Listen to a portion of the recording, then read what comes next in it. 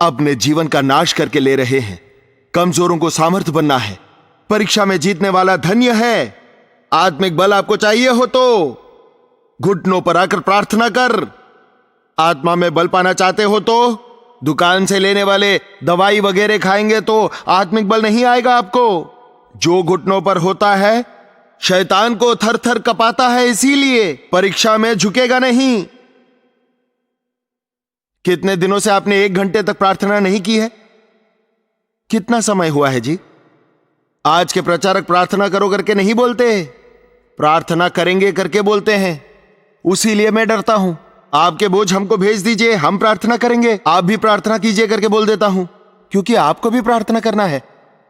आपको प्रार्थना करने की सामर्थ्य ना हो तो इस स्पीकर को अगर मैं उठा नहीं पाऊं तो थोड़ा हाथ लगा दीजिए करके कहेंगे, लेकिन आप ही उठाओ। मैं बैठकर देखता सोता रहूंगा करके बोलूंगा तो कैसे चलेगा? आप ही प्रार्थना कीजिए हमारे लिए, हम उपवास नहीं करेंगे। आप ही प्रार्थना कीजिए, हम बिरयानी खाकर सो जाएंगे, ऐसे कहते हैं आजकल के विश्वासी। जोर से बोलेंगे तो आपको पैसे भेज रहे हैं ना, प्रार्थना कीजिए, आपको क्या काम है, उतना ही है ना, कह रहे हैं।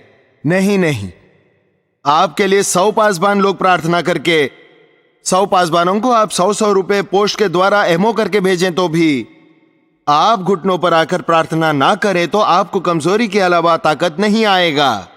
Don't depend on pastors, depend on God. परमेश्वर पर भरोसा रखिए। परमेश्वर के ऊपर भरोसा रखकर घुटने पर आकर प्रार्थना कर। आप अगर प्रार्थना करने वाले हो तो आप बलवान हो। आप बलवान हो। आप प्रार्थना करने वाले हो क्या? आपके लिए पासबान साहब प्रार्थना करते समय फैमिली डॉक्टर की तरफ फैमिली पासबान की जरूरत नहीं है। आप ही शैतान को भगा भगा कर मारोगे। आपके आसपास भी नहीं आएगा शैतान। वचन मेरे लिए ढाल है। वचन क्यों नहीं पढ़ते हो जी? बाइबल क्यों नहीं पढ़ते हो जी? बाइबल ही क्यों नहीं पढ़ते हो जी? फालतू सभी बातों को पढ़ते हो। दिन भर में आप कितने एसएमएस पढ़ते हो आपके सेलफोन से? बाइबल में से कभी एक वचन पढ़िए। पढ़े हुए वचन को हृदय में संभाल कर रखे हो क्या? परमेश्वर का वचन 2-धारी तलवार है जी, वो आपको ठीक कर देगी। वो शैतान का सामना करती है। वचन जैसा तलवार जिसके हाथों में है वो शैतान के चारों खानों को चित्त कर देता है। झूठे प्रचारक ज्यादा हो गए हैं जी। कौन झूठा प्रचारक है आपको कोई बोलने की जरूरत नहीं है। अगर आप वचन को जानते हो तो ये पासवान साहब जो कह रहे हैं वो सच है या झूठ है आप समझ जाओगे, खुद ही जान पाओगे। आप धोखा नहीं खाओगे, नुकसान नहीं होगा। वचन को पढ़िए, रोज सुबह 1 अध्याय पढ़िए। पढ़े हुए वचनों को मनन कीजिए। रोज शाम को 1 अध्याय पढ़िए। पढ़े हुए वचनों को फिर से मनन कीजिए। दिन भर में 3 अध्याय कम से कम पढ़ ही लीजिए।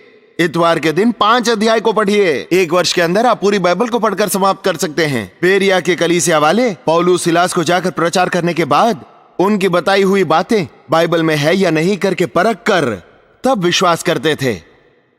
आज के दिनों में पासबान लोग मनुष्य को गलत राह पर चला रहे हैं। हर कोई मुंह खोलकर प्रार्थना करेंगे, यह लीजिए प्रभु मेरा जीवन आपको समर्पित कर रहा हूं पिता। आपके बच्चे बनकर जिएंगे करके कहने वाले अपने हाथों को उठाकर दिखाइए। प्रार्थना करके इस सभा को समाप्त करेंगे। प्रभु आपके हाथों को देख रहे हैं। आपकी कमजोरी को निकालकर ताकतवर बनाने के लिए पवित्र आत्मा आपका ताबा लेने की इच्छा करते हैं। यीशु मुझे ताकतवर बना, मुझे चंगा कर। हर कोई मुंह खोलकर प्रभु को बताएंगे, पवित्र प्रेमी पिता आप हमारे बीच में हो इसीलिए धन्यवाद देते हैं।